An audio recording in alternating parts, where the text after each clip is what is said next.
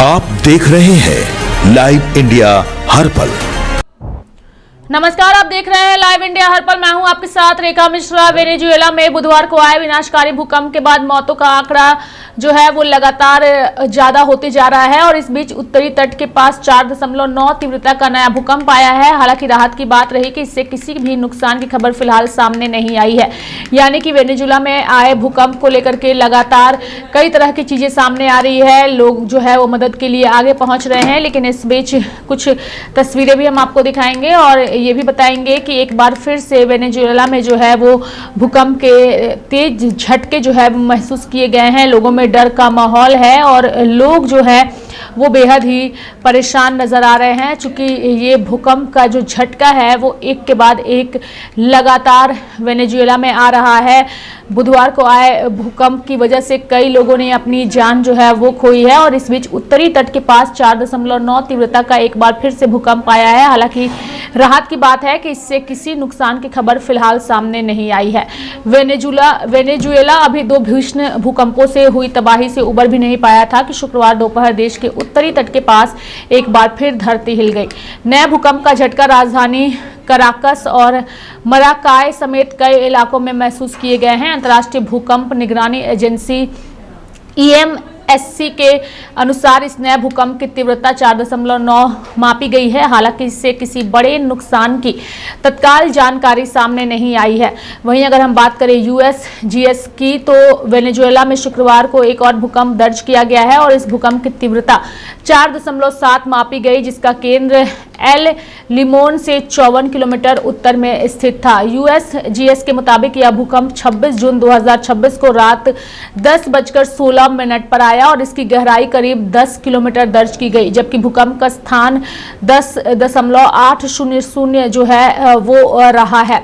वहीं 24 तारीख को आए विनाशकारी डबलेट भूकंप के आफ्टर शॉक के रूप में जो है वो आफ्टर शॉक के रूप में जो है वो देखा जा रहा है। यानी कि 2 बड़े भूकंपों में अब तक कई लोगों की मौत जो है वो हो चुकी है। वेनेजुएला में लगातार कुछ ही सेकंड के अंतराल पर 2 शक्तिशाली भूकंप आए थे और इनकी तीव्रता क्रमशः 7.2 और 7.5 मापी गई थी। इन दोनों भूकंपों को वेनेजुएला में एक सदी से ज्यादा समय में आए सबसे शक्तिशाली झटकों में शामिल किया जा रहा है। भूकंप के कारण सबसे ज्यादा तबाही ला ग्वाइरा, कराकस और देश के उत्तरी तटीय राज्यों में हुई है। कई इमारतें पूरी तरह ढह गई और जरूरी बुनियादी ढांचे को भारी नुकसान पहुंचा। वेनेजुएला में इन भूकंपों से मरने वालों की संख्या बढ़कर कम से कम 920 हो गई है। वहीं अधिकारियों के अनुसार करीब 3,360 लोग घायल हुए हैं। वेनेजुएला की नेशनल असेंबली के अध्यक्ष जॉर्ज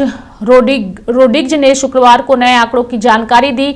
मलबे में फंसे लोगों की तलाश जारी है। अधिकारियों ने यह भी बताया कि करीब 50,000 लोग अब भी लापता हैं और इस वजह से आशंका जताई जा रही है कि मृतकों की संख्या जो है वो बढ़ सकती है। भूकंप के बाद बचाव दल लगातार ढही हुई इमारतों के मलबे में फंसे लोगों की तलाश कर रहे हैं। राहत कर्मी जीवित बचे लोगों को निकालने के लिए दिन रात अभियान चला रहे हैं। कई देशों से पहुंच रही है अंतर्राष्ट्रीय मदद। यानी कि वेनेजुएला की इस बड़ी प्राकृतिक आपदा के बाद कई देशों ने मदद के लिए हाथ बढ़ाया है। America, Bharat, Mexico, Spain, Germany, Switzerland और कोलंबिया से राहत सामग्री और विशेषज्ञ टीमें पहुंचनी शुरू हो गई है। मदद में मेडिकल टीम, खोज और बचाव दल, विशेष प्रशिक्षित खोजी कुत्ते, आपातकालीन राहत सामग्री और अस्थायी अस्पताल शामिल है। भारत ने 2 C-130 विमानों के साथ करीब 35 टन राहत सामग्री भेजी है। इसे लेकर भारतीय सेना के 60 पैरा फील्ड हॉस्पिटल 41 सदस्यीय भारतीय जवान जो है वो रवाना हुए हैं। इनमें से 9 डॉक्टर भी शामिल हैं। साथ ही मेडिकल सुविधा से लेस 2 BHISHMA पोर्टेबल हॉस्पिटल भी शामिल है। और आपको बता दें कि वेनेजुएला में जो भूकंप आए हैं उसके बाद से लोगों के अंदर एक डर का माहौल भी है। हालांकि कई लोगों ने अपने लोगों को खो दिया है और इस वजह से हर तरफ अफरा तफरी का माहौल भी फिलहाल नजर आ रहा है। और ऐसे में शुक्रवार को एक बार भूकंप के झटकों ने लोगों को परेशान जरूर किया है, लेकिन शुक्रवार को आए भूकंप से किसी के हताहत होने की फिलहाल जानकारी नहीं है। मेरे साथ फिलहाल अभी के लिए इस खबर में इतना ही। आप देखते रहिए लाइव इंडिया हर पल। नमस्कार।